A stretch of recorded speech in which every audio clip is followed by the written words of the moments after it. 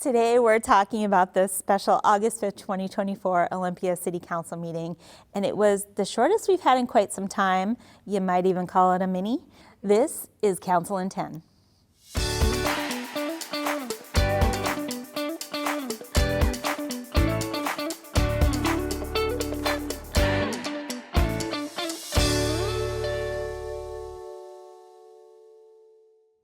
For the record, I'm Susan Grisham.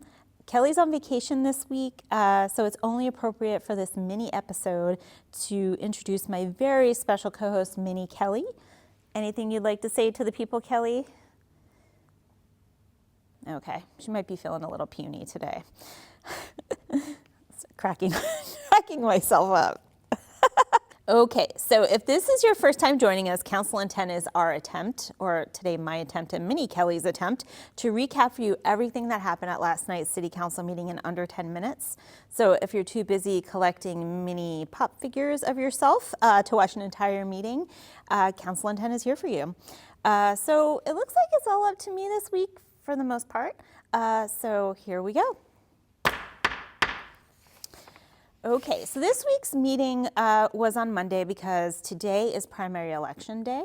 And council usually likes to have that evening free to make sure folks have time to get their ballots in. So last night, Councilmember Parsley was excused, there were no announcements, and the agenda was approved, and we moved right on to special recognition. This was a proclamation recognizing Overdose Awareness Day, which is August 31st. So City Manager Bernie shares some stats and information regarding overdoses and Olympia's response, noting that in 2022, over 2,700 Washingtonians were lost to overdose, which was an increase of 19% from the prior year. Olympia Fire Department reported that in 2023, a total of 488 opioid-related encounters occurred with 199 patients treated with naloxone. The police department reported 44 drug-related deaths in Olympia over the past year. We're fortunate in our community to have familiar faces and the community response unit embedded within OPD that are active in trying to work with and support community members to help them navigate sobriety and get them to recovery.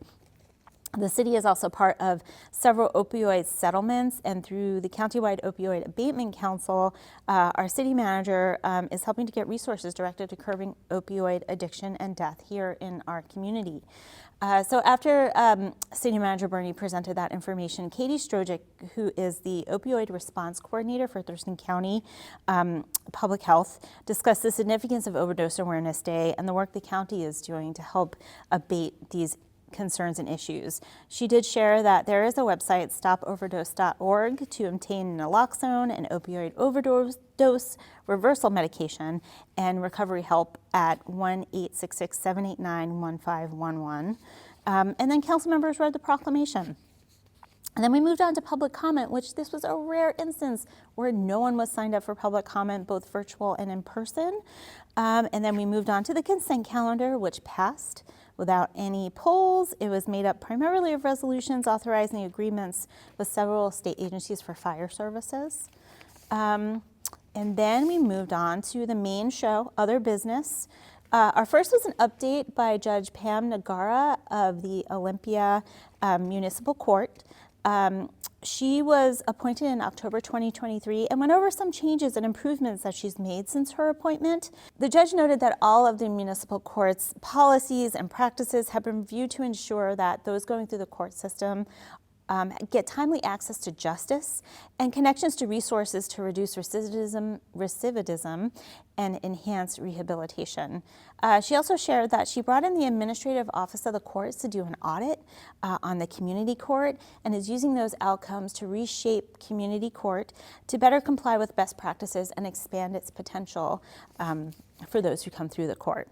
Next, we moved on to our second and last other business item, which was approval of an ordinance amending code relating to the recovery of costs of providing basic life support, emergency medical services, and transport. Fire Chief Morris gave a little background on the Basic Life Support, or BLS, program, which was approved by Council in 2022.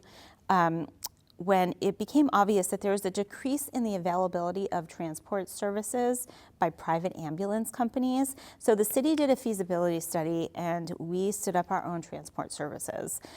Deputy Fire Chief Mike Buchanan shared an overview of the ordinance amendment that will allow the city to bill for these services, first to the patient's insurer, including Medicare, Medicaid, and private insurance, and then the remainder of the balance would be the patient's responsibility, and the recoupment of those costs will help the program to continue. And the ordinance was passed unanimously. Then we moved on to council reports. One report of note was the mayor announced an upcoming Mayor for the Day program for middle school students. More information on that and a webpage is on its way, so stay tuned.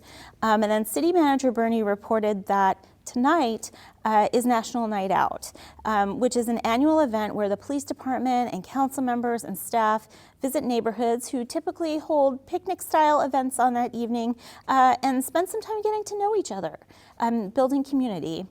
And then the council adjourned the meeting at 7:22 for a closed session and executive session. They were discussing labor negotiations, litigation, and potential litigation. And that meeting, I hear, adjourned at 9:22. And yeah, it looks like that's all we got this week. Unless Kelly, you had something to add? Maybe? No? Okay, well then. So, thank you for joining us. If you're watching this live, you can stay on and watch a full replay of the council meeting that I was just discussing, or you can watch it or any of our other programming on demand anytime at olytv3.com. And if you want to watch a council meeting live and in person with full-size Kelly and me, you could come to a meeting most Tuesdays at 6 p.m. And with that, we're adjourned. Cracking myself up.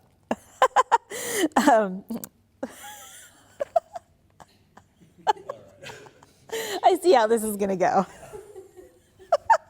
Hopefully this can be edited appropriately.